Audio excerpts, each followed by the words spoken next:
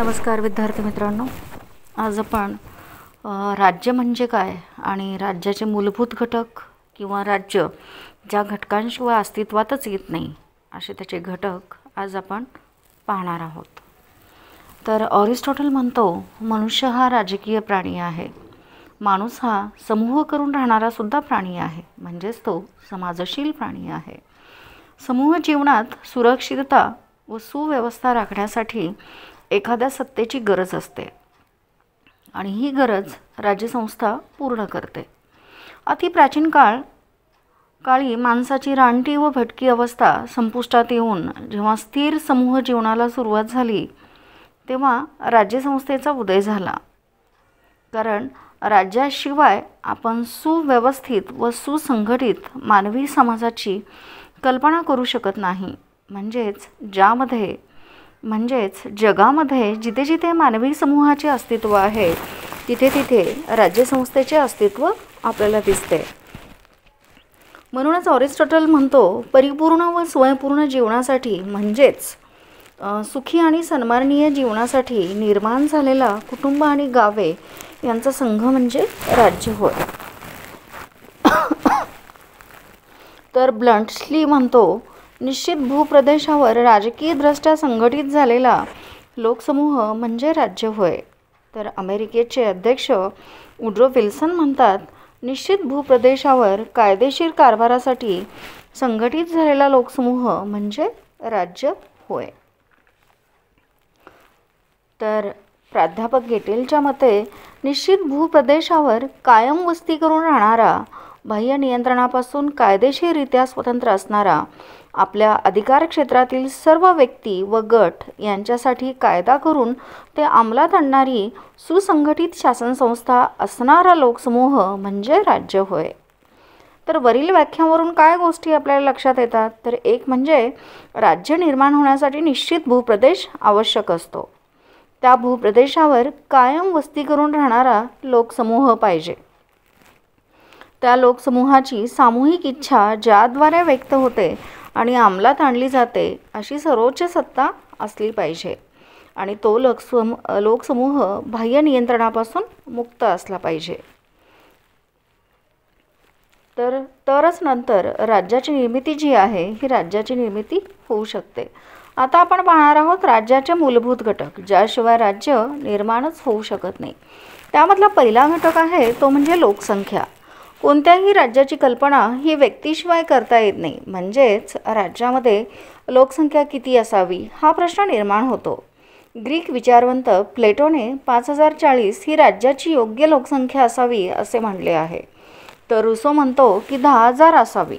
म्हणजेच कार्यक्षमतेने राज्यकारभार करता येण्यासाठी कमी लोकसंख्या असावी असे विचारवंतांचे म्हणणे आहे.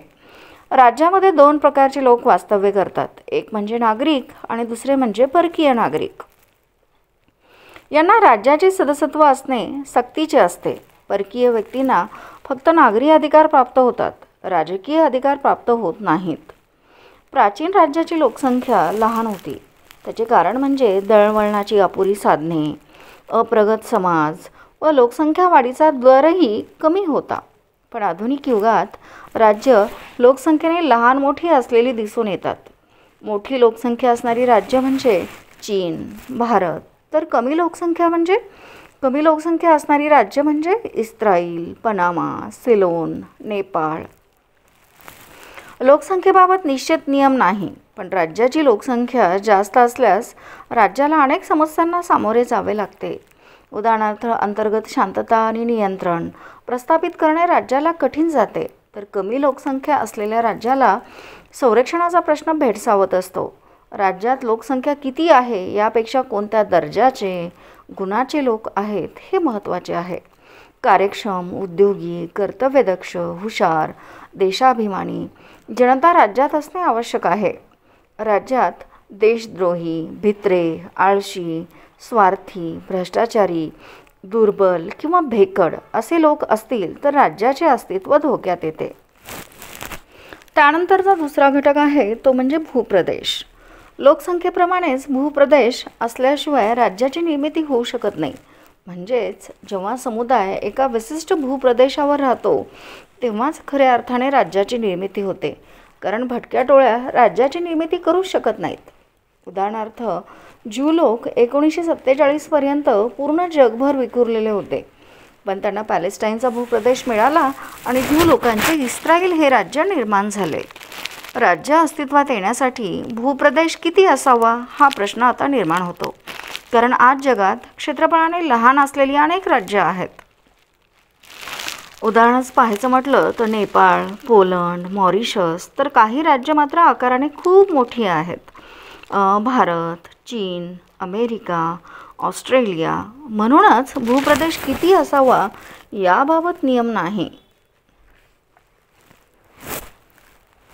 तर एखादा भूप्रदेश आकारमानाने लहान आहे किंवा मोठा आहे हे महत्त्वाचे नाही, तर तो भूप्रदेश राज्याच्या विकासाला किती उपयुक्त आहे हे पाहणे महत्त्वाचे आहे. सुपीक जमीन, योग्य हवामान, भरपूर पाऊस व खनिज संपत्ती या गोष्टीवर राज्याची प्रगती अवलंबून असते. जनतेचे संरक्षण व संवर्धन होण्याइतपत भूप्रदेश हा नैसर्गिक साधनसंपत्तीने समृद्ध असला पाहिजे. उदाहरणार्थ, अरब राष्ट्रे अविकसित असूनही संपन्न आहेत, कारण तिथे तेलाचे प्रचंड मोठे साठे आहेत. भौगोलिक, नैसर्गिक साधनसंपत्तीबरोबरच राज्याच्या सीमा नैसर्गिक असल्या पाहिजेत. थोडक्यात, नैसर्गिक साधनसंपत्ती विपुल असलेला भूप्रदेश राज्याचा विकास करू शकतो. त्यानंतरचा घटक आहे तो म्हणजे शासन. लोकसंख्या, भूप्रदेश आहे, पण शासन नसेल तर राज्य अस्तित्वात येऊ शकत नाही. राज्य ही अमूर्त कल्पना असून सरकार हे त्याचे मूर्त स्वरूप आहे. शासन संस्था नसेल तर राज्यामध्ये अराजकता निर्माण होऊ शकते, कारण व्यक्तीच्या संरक्षणासाठी व संवर्धनासाठी शासनाची आवश्यकता असते. शासन संस्थेचे 3 भाग पडतात. एक म्हणजे कायदे मंडळ, दुसरा आहे कार्यकारी मंडळ आणि तिसरा आहे न्यायमंडळ.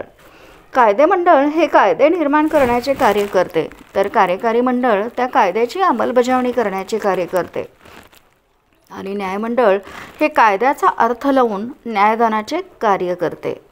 राज्याची ध्येय, उद्दिष्टे प्राप्त करण्याचे साधन म्हणजे सरकार होय. शासनाला सार्वभौम दंडसत्ता प्राप्त होते.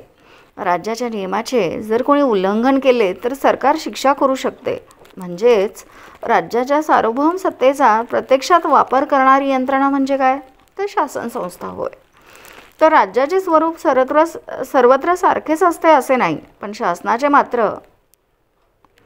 राज्याचे स्वरूप मात्र सर्वत्र सारखेच असते, पण शासनाचे मात्र वेगवेगळे स्वरूप आपल्याला दिसून येते. उदाहरणार्थ, भारतात आपल्याला संसदीय लोकशाही पाहायला मिळते, तर चीनमध्ये साम्यवादी शासन पद्धती आहे, तर पाकिस्तानमध्ये लष्करी हुकुमशाही आहे. जनतेच्या इच्छेनुसारच शासनाचा प्रकार स्वीकारला जातो, कारण जनतेच्या पाठिंब्यावरच शासनाचे स्थैर्य हे अवलंबून असते. त्यानंतर चौथा घटक आहे तो म्हणजे सार्वभौमत्व. सार्वभौमत्व म्हणजे सर्वोच्च सत्ता. सार्वभौम सत्ता हा राज्याचा प्राण किंवा आत्मा असते. प्राणाशिवाय व्यक्तीचे जसे अस्तित्व नाही, तसे सार्वभौमत्वाशिवाय राज्याची कल्पनाच करू शकत नाही. राज्याव्यतिरिक्त कोणतीही सत्ता सार्वभौम नसते. 15 ऑगस्ट 1947 पूर्वी भारताजवळ लोकसंख्या, भूप्रदेश, शासन संस्था हे 3 घटक होते, पण सार्वभौमत्व नव्हते. पण 15 ऑगस्ट 1947ला भारत स्वतंत्र झाला आणि ते एक स्वतंत्र सार्वभौम राज्य बनले. मग सार्वभौमत्व म्हणजे काय, तर जीन बोधींच्या मते सार्वभौमत्व म्हणजे राज्यातील सर्व नागरिक व प्रजाजन यांच्यावर चालणारी आणि कायद्याच्या बंधनात नसणारी सर्वश्रेष्ठ सत्ता होय. तर प्राध्यापक बर्जेस म्हणतो, राज्यातील सर्व व्यक्ती व संस्था यांना आज्ञा करणारी आणि त्यांच्याकडून आज्ञापालन करवून घेणारी मूलभूत, अनिर्बंध, अमर्यादित आणि स्वतंत्र अशी सर्वश्रेष्ठ सत्ता म्हणजे सार्वभौमत्व होय. एकूणच काय, तर राज्याच्या अंतर्गत राज्यकारभारात सर्वश्रेष्ठ असणारी व बाहेरील देशाच्या नियंत्रणापासून स्वतंत्र असणारी अशी सत्ता म्हणजे सार्वभौमत्व होय. आणि यावरूनच सार्वभौमत्वाचे 2 प्रकार पडतात. एक म्हणजे अंतर्गत सार्वभौमत्व. राज्याअंतर्गत सर्व व्यक्ती, संस्था आणि गट यावर शासन संस्थेचे कायदेशीररित्या पूर्ण नियंत्रण असते. म्हणजेच अंतर्गतदृष्ट्या ते राज्य सार्वभौम असते. राज्याची सार्वभौम इच्छा सरकारमार्फत व्यक्त केली जाते आणि अंमलातसुद्धा आणली जाते. त्यांना कायदा म्हणतात. राज्यातील नागरिकावर, संस्थावर कायदे पालन करण्याचे बंधन असते. तर बाह्य सार्वभौमत्व म्हणजे दुसऱ्या कोणत्याही सत्तेच्या नियंत्रणापासून स्वतंत्र असणे. यालाच बाह्य सार्वभौमत्व म्हणतात. राज्यांतर्गत कारभारात कोणत्याही बाह्य सत्तेचे कायदेशीर नियंत्रण असू शकत नाही. प्रत्येक राज्य आपले अंतर्गत धोरण व परराष्ट्र धोरण ठरवण्याबाबत स्वतंत्र असते. तरीही बाह्य सार्वभौमत्वावर काही बंधने असतात, जसे की आंतरराष्ट्रीय कायदे, आंतरराष्ट्रीय न्यायालय. तर विद्यार्थी मित्रांनो, आज आपण राज्य आणि राज्याची मूलभूत घटक याचा अभ्यास केला. धन्यवाद.